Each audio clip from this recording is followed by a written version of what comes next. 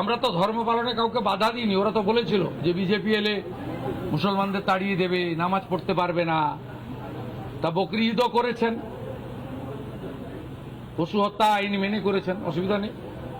মহরমেও বেরিয়েছিলেন অস্ত্র বাড়িতে রেখে, কোনো অসুবিধা নেই।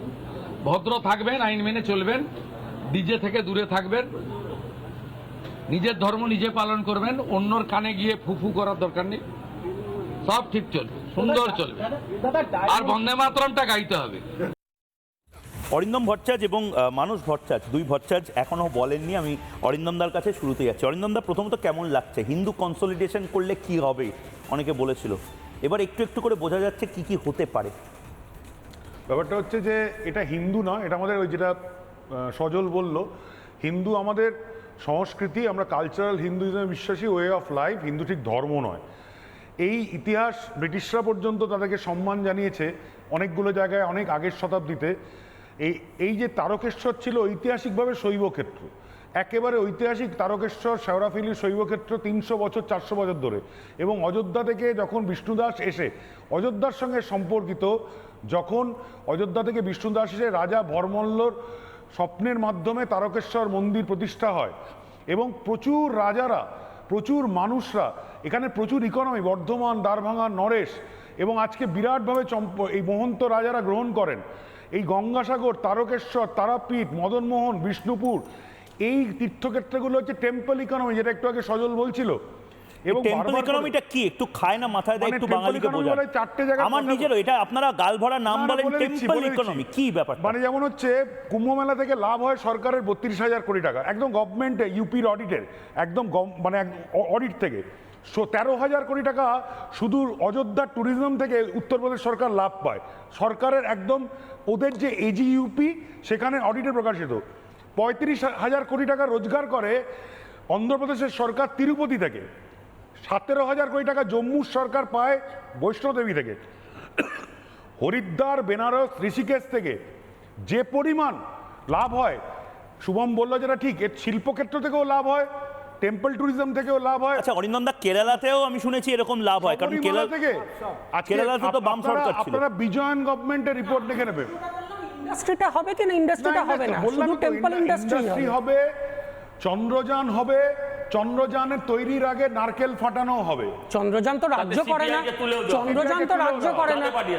মানে এবং সবচেয়ে বড় কথা বলে দিই, যেটা নিয়ে ওরা ভাবছে, তারকেশ্বর এত ঐতিহাসিকভাবে হিন্দুর, যে মা শারদা এখানে বহুবার এসে ব্রত করেন।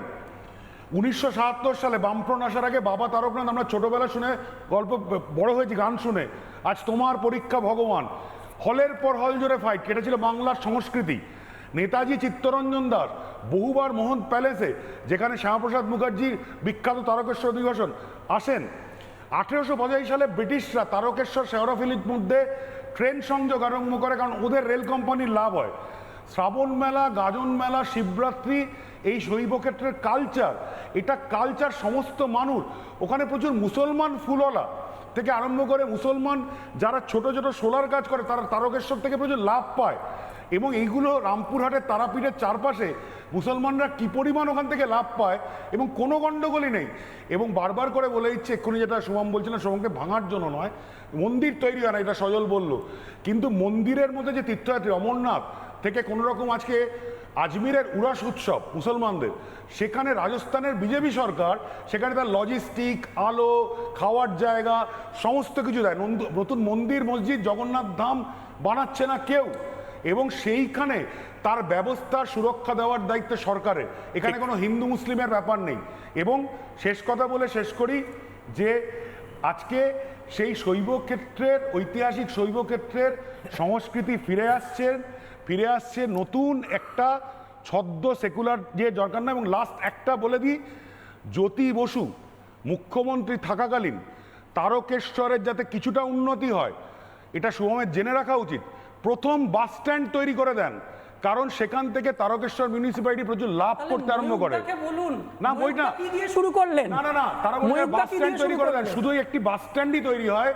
আর তারকেশ্বরের ময়ূকদার কথার সাথে এটা তো ম্যাচ হচ্ছে না, ময়ূকদা ঠিক এর উল্টো কথা বললেন। না না, বলেছে একটাই কথা, কেন বললাম, বাস স্ট্যান্ড দিয়ে এখনো বলে যাচ্ছি লাভ হয়। এবং আমি তো এখনো বলে যাচ্ছি, মন্দিরের কোনো সংস্কার করেননি, দুধপুকুরের কোনো সংস্কার করেননি। কেন করলেন বাস স্ট্যান্ডটা বুঝিয়ে দেওয়ার আচ্ছা, জন্য বলছি। মন্দিরের সংস্কারটা তো মন্দিরের ট্রাস্ট করবে, সেটাই তো হওয়া উচিত। কেন ট্রাস্টগুলো মন্দিরের গঠন কেন এই করা চারপাশে হয়? পরিষ্কার করে দেওয়া ট্রাস্টগুলো সরকারের গঠন কেন দায়িত্ব করা না? হয়? একটা অরিন্দম দা, এটা আপনি স্বীকার করবেন না, ট্রাস্টগুলো গঠন কেন করা হয়? ট্রাস্টের অ্যাকাউন্টে কোটি কোটি টাকা রয়েছে, সেটা মন্দির সংস্কারের জন্য নয়, সেটা না, কি সেটা- খাতে ব্যবহার হবে? না, তাহলে? ট্রাস্টে ভালো সেটা করে কি খাতে ব্যবহার হবে? সাংঘাতিক কথা বললে। যেই সেটা কি খাতে খাতে ব্যবহার? জামা মসজিদের পয়সা যে খাতে ব্যবহার হবে, এখানেও সেই খাতে ব্যবহার হবে। নাখোদা মসজিদের পয়সা যে খাতে তাহলে ব্যবহার সরকার হবে, করবে কেন? সেখানেই ব্যবহার হবে। সরকার করবে কেন? নাখোদা মসজিদের টাকা কোন খাতে সংবিধান ব্যবহার হয় সেই কোন প্রশ্ন অনুমতি দেয় করছো? না। খুব বেশি- সংবিধান সেই অনুমতি দেয় না। জামা মসজিদের টাকা কোন খাতে ব্যবহার হয় কোন প্রশ্ন করেছেন? কোন ট্রাস্টের টাকা দেবোত্তর সম্পত্তির আন্ডারে সরকার দ্বারা নিয়ন্ত্রিত আমাদের ভারতবর্ষে। এই জন্য ইউসিসি দরকার, এবং এই যে জামা মসজিদের টাকা ওয়াকফ দিয়ে কন্ট্রোল হয়। হ্যাঁ, তাই মুশকিলটা তো। হচ্ছে এইটা কি আর ট্রাস্টের টাকা দেবোত্তর সম্পত্তি না, হিসেবে দেবোত্তর- control। তার মানে দেবোত্তর সরকারের সম্পত্তি তারকেশ্বর এখন সরকারের কন্ট্রোলে। সেখান থেকে তারা অনেক কিছু করেছে গত 25 বছরে। হ্যাঁ, সেটাই বলছি, একদম ওই একদম ট্রাস্টের আমার টাকাটা হওয়া উচিত। সময় সেটাই একদম বলছি। একদম কমে আসবে।